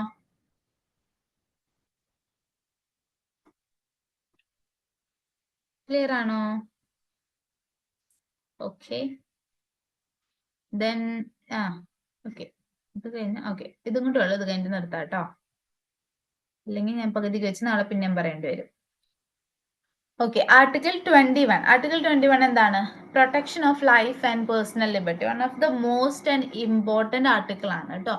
ഏത് നിങ്ങൾ ഈവൻ UPSCയുടെ ഏതൊരു PYQ എടുത്താലും ഒട്ടുമിക്ക ഇയറിലും ചോദിച്ചിട്ടുള്ള ക്വസ്റ്റ്യൻ ആണ് ആർട്ടിക്കിൾ 21. ഈ ഇയറിലും ഉണ്ടായിരുന്നു, കഴിഞ്ഞ വർഷം ഉണ്ടായിരുന്നു, അതിന് മുന്നത്തെ വർഷം ഉണ്ടായിരുന്നു. എല്ലാ പ്രാവശ്യവും UPSCക്ക് ഏറ്റവും ഇഷ്ടപ്പെട്ട 2 ആർട്ടിക്കിൾ ആണ്. ഒന്ന് ആർട്ടിക്കിൾ 19, ഒന്ന് 21. നമ്മുടെ ആ 6 ഫ്രീഡംസ് കണ്ടില്ലായിരുന്നോ? അതും UPSCക്ക് ഏറ്റവും ഫേവറേറ്റ് ടോപ്പിക്സ് ആണ് ഇത് രണ്ടും. എല്ലാ കൊല്ലം ഉണ്ടാവും ഇതിൽ നിന്ന് എന്തായാലും question. Okay, protection of life and personal liberty. It says that no one can be deprived of his or her life or personal liberty except according to the procedure established by law. Or ആരെയും അവരുടെ life, personal liberty, personal ആയിട്ടുള്ള സ്വാതന്ത്ര്യത്തിൽ നിന്നും according to procedure, നമുക്കൊരു നിയമപ്രകാരം അല്ലാതെ ഒരാളെയും അങ്ങനെ ഒഴിപ്പിക്കാനായിട്ട് പറ്റില്ല. അവിടെ നിന്ന് ഇപ്പോൾ ഞാനിപ്പോ എന്റെ വീട്ടിൽ ഞാൻ താമസിക്കുകയാണ്. അപ്പോ പെട്ടെന്ന് ഗവൺമെന്റ് ഒഫീഷ്യൽസ് വന്ന് എന്നോട് ഇറങ്ങി പോകാൻ പറയാണ്, ആ ലാൻഡ് ഗവൺമെന്റിന്റെ ആണെന്ന് പറയാണെന്ന് പറഞ്ഞാൽ എനിക്ക് ഇറങ്ങിപ്പോണ്ട ആവശ്യമുണ്ടോ? ഇറങ്ങിപ്പോണ്ട ആവശ്യമില്ല. കാരണം അതെന്റെ പേഴ്സണൽ ലൈഫാണ്. ഓക്കെ. പക്ഷേ ഇപ്പോ ഹൈവേ വരികയാണ് ഇതിലെ കൂടി, അവിടെ നിയമമുണ്ട്. ഹൈവേ വരുമ്പോ അതിലെ പോകുന്ന വീടുകളും സ്ഥലങ്ങളൊക്കെ ഗവൺമെന്റ് ഏറ്റെടുക്കാനുള്ള ഒരു നിയമമുണ്ട്. ആ നിയമം ഉണ്ടായിട്ട് എന്നോട് ഇറങ്ങി പോവാൻ പറഞ്ഞു കഴിഞ്ഞാൽ ഓക്കെ, ഞാൻ ഇറങ്ങി കൊടുത്തോളണം. അല്ലാതെ തോന്നിയ പോലെ അവര് വന്ന് ഇറങ്ങി പോവാൻ പറഞ്ഞു കഴിഞ്ഞാൽ എനിക്ക് കോടതിയിൽ പോവാം, എന്റെ ആർട്ടിക്കിൾ 21 നഷ്ടപ്പെട്ടു എന്ന് പറഞ്ഞുകൊണ്ട്. പക്ഷെ അവിടെ ഒരു നിയമം ഇരിക്കെ എനിക്ക് എന്ത് ചെയ്യാൻ പറ്റില്ല, കോടതിയിൽ പോകാൻ പറ്റില്ല. അപ്പൊ ഗവൺമെന്റ് പറയും ഇന്ന നിയമപ്രകാരമാണ് അവരവിടെ നിന്ന് ഇറക്കിയേക്കുന്നത്, സോ എനിക്കൊന്നും ചെയ്യാൻ പറ്റില്ല. Okay, the right includes various other rights such as right to privacy, right to clean environment. ഈ ആർട്ടിക്കിൾ 21 ഈ പറയുന്ന ഒരുപാട് റൈറ്റ്സ് ഉണ്ട്. റൈറ്റ് ടു പ്രൈവസി, പ്രൈവസിക്ക് ഉള്ളതുണ്ട്. റൈറ്റ് ടു ക്ലീൻ, എനിക്ക് ചുറ്റും ഏതെങ്കിലും ആൾക്കാർ കുറെ വേസ്റ്റ് കൊണ്ടിടുകയാണ്, പർട്ടിക്കുലർ കമ്പനീസ്, ചില കമ്പനികൾ വേസ്റ്റ് കൊണ്ട് കണ്ടിട്ടില്ലേ, അല്ലെങ്കിൽ ചിലപ്പോ ഈ ഇറച്ചി വെട്ടുന്ന ആൾക്കാര് ഒരു സ്ഥലത്ത് കൊണ്ട് വേസ്റ്റ് തള്ളുന്നത് കണ്ടിട്ടില്ലേ. അതൊക്കെ നമ്മൾ കണ്ടു കഴിഞ്ഞാൽ നമുക്ക് എന്ത് ചെയ്യാം, നേരിട്ട് കോടതിയിൽ പോവാം. എന്റെ റൈറ്റ് ടു ക്ലീൻ എൻവയോൺമെന്റ് ആണ് എനിക്ക് നഷ്ടപ്പെട്ടുള്ളത്, എന്റെ ചുറ്റു മാലിന്യങ്ങളാണെന്ന് പറഞ്ഞ് എനിക്ക് പോവാം. അതേപോലെ ലേറ്റസ്റ്റ് ആയിട്ട് ഈ ഒരു ആർട്ടിക്കിളിൽ ഇൻക്ലൂഡ് ചെയ്തേക്കുന്നത് റൈറ്റ് ടു ഇന്റർനെറ്റ് ആണ്. ഓക്കെ, ഇന്റർനെറ്റ് ഇപ്പൊ ഒരു ഫണ്ടമെന്റൽ റൈറ്റ് ആയിട്ട് മാറിക്കഴിഞ്ഞു. അതേപോലെ കുറെ കാര്യങ്ങളുണ്ട്. ഓക്കെ, ആർട്ടിക്കിൾ 21 ക്ലിയർ ആണോ? Right to food, right to shelter, ഇതൊക്കെ ഇതിൽ പെടുന്നതാണ് കേട്ടോ. നമുക്കൊരു മനുഷ്യന് എന്തൊക്കെ ബേസിക് സാധനങ്ങളാണോ വേണ്ടത്, ഇതൊക്കെ ആർട്ടിക്കിൾ 21 പെടുന്നതാണ്. 21 മനസ്സിലായോ? ദെൻ 21A, ഇതൊരു സബ് പാർട്ടാണ്, റൈറ്റ് ടു എഡ്യൂക്കേഷൻ. ഇത് ആദ്യം ഉണ്ടായിരുന്നില്ല, ഇത് ആഡ് ചെയ്തിട്ടുള്ള ഒരു റൈറ്റ് ആണ്. It was added through the 86th amendment of 2002. 2002 കയറ്റിയിട്ടുള്ളതാണത്. It ensures that the state to provide free and compulsory education to the children age 6 to 14, 6 മുതൽ 14 വയസ്സ് വരെയുള്ള കുട്ടികൾക്ക് മാൻഡേറ്ററി ആയിട്ട് ഫ്രീ ആൻഡ് കമ്പൽസറി എഡ്യൂക്കേഷൻ കൊടുത്തിട്ടുണ്ടാവണം. സ്റ്റേറ്റ് അത് ensure ചെയ്തിട്ടുണ്ടാവണം. 6 to 14, 6ാം ക്ലാസ് മുതൽ 9ാം ക്ലാസ് വരെയുള്ള കുട്ടികൾക്കാണ് കേട്ടോ. അത് ഏത് ആക്ട് വഴിയാണ് കൊണ്ടുവന്നേക്കുന്നത്? 86ാമത്തെ കോൺസ്റ്റിറ്റ്യൂഷണൽ അമെന്റ്മെന്റ് ആക്ട് പ്രകാരം.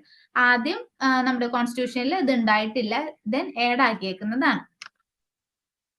നെക്സ്റ്റ് ആർട്ടിക്കിൾ 22 എന്താണ് പറയുന്നത്? ഈ ഒരു കാറ്റഗറിയിലെ ലാസ്റ്റ് ആക്ട് ആണ്. Protection against arrest and detention in certain cases. This article provide 2 key protections. 2 protections ഉണ്ട്. ഒന്ന് protection at the time of arrest. I guess ഞാൻ ഒരെണ്ണേ കേട്ടിട്ടുള്ളൂ എന്ന് തോന്നുന്നു. Oh my god. Okay. The arrested person, but not enemy aliens or person detained under preventive detention law, should be informed for the ground for the arrest, allowed to consult and be defended by a legal practitioner of their choice, and presented before a magistrate within 24 hours. ഇതൊക്കെ include ആ 2 key provisions ഒന്നി തന്നെ include ചെയ്തേക്കുന്നു കേട്ടോ. അതോട്ട് ഒറ്റതായിട്ട് കിടക്കുന്ന ഒന്നാമത്തെ കാര്യം എന്താണ്? ഒരാളെ അറസ്റ്റ് ചെയ്ത് കഴിഞ്ഞാൽ അതിന് എക്സെപ്ഷൻ ഉണ്ട്. എന്ത്? എനിമി ഏലിയൻസിനും അതുപോലെ അത് ഞാൻ പറഞ്ഞുതരാം. ഒരു സാധാരണ ഒരു ഇന്ത്യൻ സിറ്റിസൺ അറസ്റ്റ് ചെയ്ത് കഴിഞ്ഞാൽ നമുക്ക് എന്ത് ചെയ്യാൻ പറ്റും? ആ ആള് എന്തിനാണ് അറസ്റ്റ് ചെയ്തത് എന്നുള്ളത് അറിയണം. എന്നെ അറസ്റ്റ് ചെയ്ത് കഴിഞ്ഞാൽ എനിക്ക് അറിയണം എന്തിനാണ് എന്നെ അറസ്റ്റ് ചെയ്തേക്കുന്നതെന്ന്. സോ അതിനുള്ള റൈറ്റ് ആണ് ഈ പറയുന്ന ആർട്ടിക്കിൾ 22. അറസ്റ്റ് ചെയ്യുന്ന ആളെ അറിയിച്ചിട്ടുണ്ടാവണം എന്തിനാണ് താങ്കളെ അറസ്റ്റ് ചെയ്യുന്നതെന്ന്.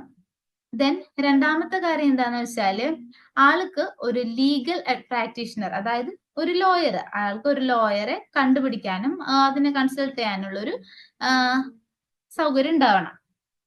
ദെൻ 24 hours കോർട്ടിൽ ഹാജരാക്കിയിട്ടുണ്ടാവണം ആളെ.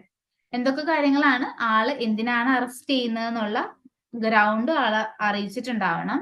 ദെൻ ആൾക്ക് ലോയറെ കൺസൾട്ട് ചെയ്യാനുള്ള ഒരു ചോയ്സ് കൊടുത്തിട്ടുണ്ടാവണം. ദെൻ 24 മണിക്കൂറിനുള്ളിൽ കോടതിയിൽ ഹാജരാക്കിയിട്ടുണ്ടാവണം. എന്തൊക്കെയാണ് 3 കാര്യങ്ങൾ എന്ന് പറഞ്ഞേ? 3 കാര്യങ്ങൾ എന്താണ്? പറയും.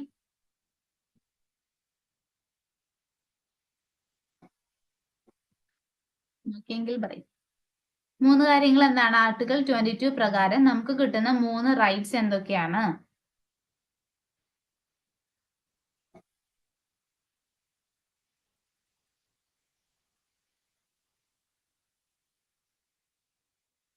പറയ് പിള്ളേരെ.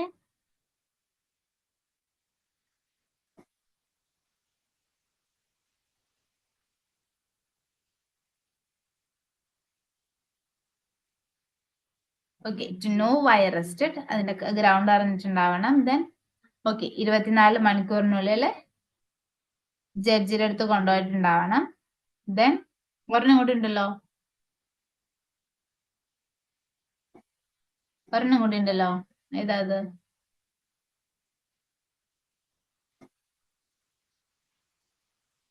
To meet a lawyer. Okay, then ഇതിൽ ഞാൻ പറയാന്ന് പറഞ്ഞ വേറെ ഒരു പോയിന്റ് ആണ് നോട്ട് എനിമി ഏലിയൻസ്. ആ വാക്കുകൊണ്ട് എന്താ ഉദ്ദേശിക്കുന്നത്? എനിമി ഏലിയൻസ് അന്യഗ്രഹത്തിൽ നിന്ന് വരുന്ന ജീവികളാണോ? എനിമി ഏലിയൻസ് എന്ന് ഉദ്ദേശിക്കുന്നത് എനിമി ഏലിയൻസ് ആ വാക്കുകൊണ്ട് എന്തെങ്കിലും ഓക്കെ, നമ്മുടെ രാജ്യവുമായി എതിർപ്പിൽ നിൽക്കുന്ന, അല്ലെങ്കിൽ എതിർപ്പിലല്ല, ഐ എം സോറി, വാർ, നമ്മുടെ കൺട്രി ഏതെങ്കിലും വേറൊരു രാജ്യത്തുമായിട്ട് വാറിൽ ഉണ്ടെന്നുണ്ടെങ്കിൽ, ഓക്കെ, വാർ ലൈക്ക് സിറ്റുവേഷൻ ആണെന്നുണ്ടെങ്കിൽ ആ രാജ്യത്തെ ആൾക്കാരാണ് നമ്മൾ എനിമി ഏലിയൻസ് എന്ന് പറയാം. ഫോർ ഇൻസ്റ്റൻസ്, ഇന്ത്യയും പാകിസ്ഥാനും ഇപ്പോ യുദ്ധത്തിലാണെന്നുണ്ടെങ്കിൽ പാകിസ്ഥാനിലെ ആൾക്കാരെയാണ് നമ്മൾ എന്ത് പറയാ? എനിമി ഏലിയൻസ് എന്നുകൊണ്ട് ഉദ്ദേശിക്കുന്നത്. ഓക്കെ, അവിടുത്തെ കീ പോയിന്റ് ശ്രദ്ധിക്കുക, യുദ്ധത്തിലാണെങ്കിൽ മാത്രം, അല്ലാത്ത സമയത്ത് അവർ എനിമി ഏലിയൻസ് അല്ല, സാധാരണ ആൾക്കാരാണ്.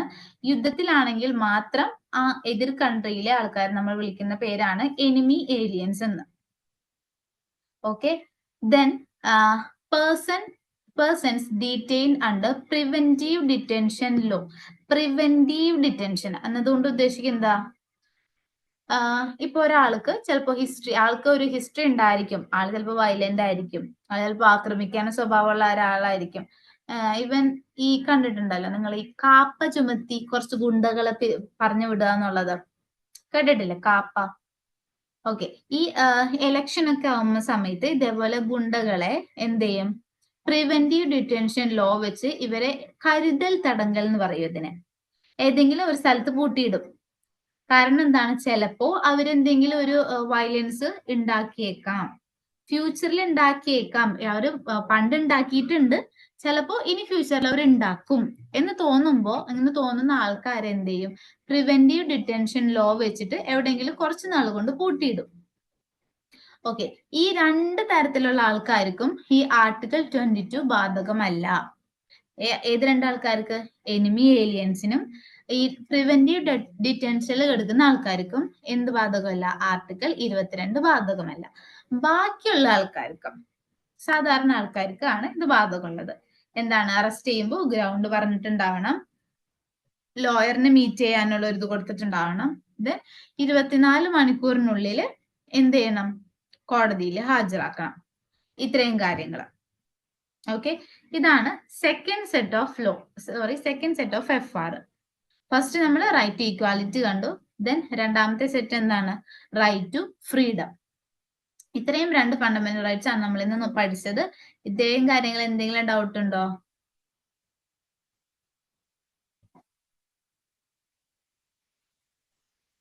എത്ര കേസ് ഉണ്ടായാലാണോ? എനിക്കറിയില്ലടോ.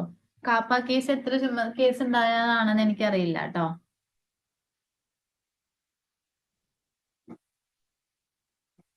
ചെറിയ ചെറിയ ഗുണ്ടാപ്പണികൾക്കൊന്നും കാപ്പ ചുമത്തില്ല എന്തായാലും. കുറെ കേസ് ഉണ്ടെങ്കിലൊക്കെ ആയിരിക്കും കാപ്പ ചുമത്തുക. അത്രയും നമുക്ക് ത്രെട്ട് ആണെന്ന് തോന്നുന്ന ആൾക്കാരെ മാത്രമാണ് കാപ്പ ചുമത്തി വിടുക. അതിവൻ ഒരു ജില്ലയിൽ നിന്ന് മറ്റൊരു ജില്ലയ്ക്കൊക്കെ ആയിരിക്കും, ആ ജില്ലയ്ക്ക് കടക്കാൻ പാടില്ല എന്നൊക്കെ പറയുള്ളൂ, അല്ലാതെ ജയിലിലൊന്നും പിടിച്ചിട്ടില്ല എന്തായാലും കാപ്പ ചുമത്തിയിട്ട്. പ്രിവെന്റീവ് ഡിറ്റൻഷൻ എൻ്റർലി ഡിഫറെന്റ് ആണ്. ഇവരെ പുറത്തേക്കൊന്നും വിടില്ല, ഒരു സ്ഥലത്ത് ഒരു റൂമിൽ പിടിച്ചിരുത്തും. ഇവർക്ക് എന്ത് ആവശ്യം ഉണ്ടെങ്കിലും പുറത്തുള്ള പോലീസുകാരായിരിക്കും കൊണ്ടു കൊടുക്കുക. ഈവൻ ഫുഡ്, അങ്ങനത്തെ സംഭവങ്ങൾ, അതൊന്നിനും പോലും അവർക്ക് പുറത്തേക്ക് വിടില്ല അവർ. അതാണ് പ്രിവെന്റീവ് ഡിറ്റൻഷൻ.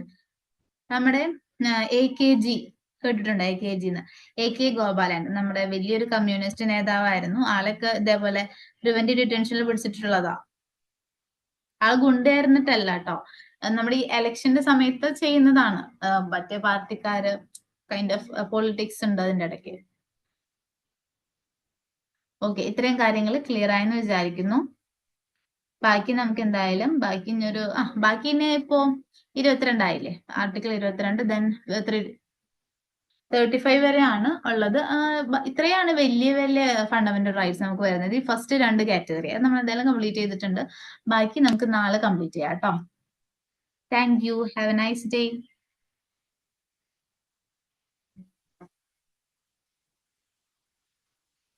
നാളത്തെ ക്ലാസ്സും കൂടെ കഴിഞ്ഞിട്ട് ഞാൻ PPT ഷെയർ ചെയ്യാവേ.